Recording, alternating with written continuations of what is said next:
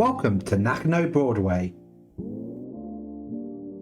Nakano Broadway is probably the second biggest place for anime shops, second only to, of course, Akihabara. But how did this old school shopping centre in the outskirts of Tokyo end up becoming Tokyo's second home for anime and otaku related goods? Today we aim to find out. Join us as we look at the history of Nakano Broadway.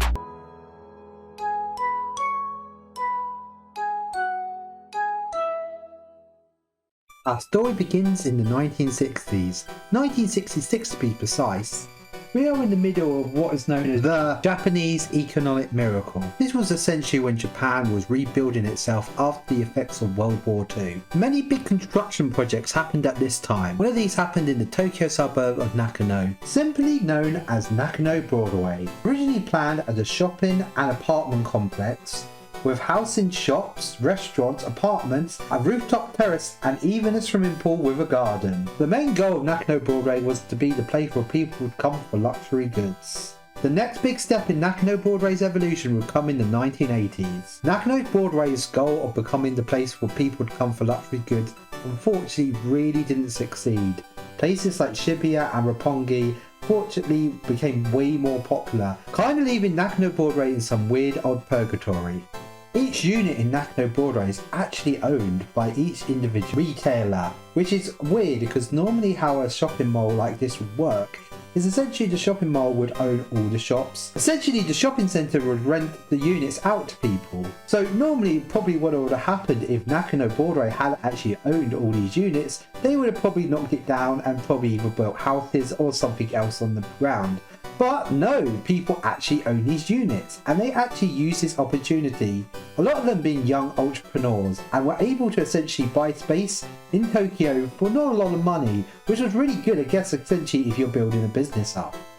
One of these businesses was called Mandarake, starting off only selling second-hand manga. As the 80s went on, Mandarake started selling more and more otaku goods, and even ended up buying more units in Nakano Broadway.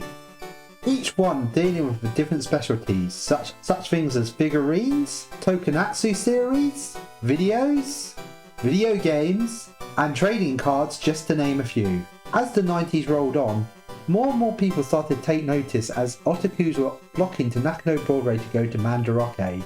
Many people thought this is probably a very good idea to set up shop for my very own otaku-based shops. And this led to a lot of hobby-based shops being located in Nakano Broadway, and essentially leading to the Nakano Broadway which we know today. Nakano Broadway was originally created to compete with Shibuya and Roppongi, and failed miserably, but ended up having this weird second lease of life where it ended up going toe-to-toe with Akihabara to this very day. So, what do I think the future of Nakano Broadway holds? It's a weird one. It's not a case that what is inside Nakano Broadway is bad. Actually the opposite. I think what's inside Nakano Broadway is very good. I think the problem is actually, I guess, the building of Nakano Broadway itself. It's extremely old, of course being built in the 1960s.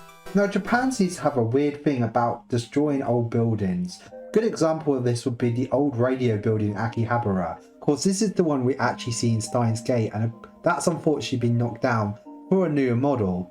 It's more a case that Japan likes to build its buildings to withstand earthquakes, and unfortunately, Nakano Broadway was built in the 60s, and a lot has changed in how buildings are built now.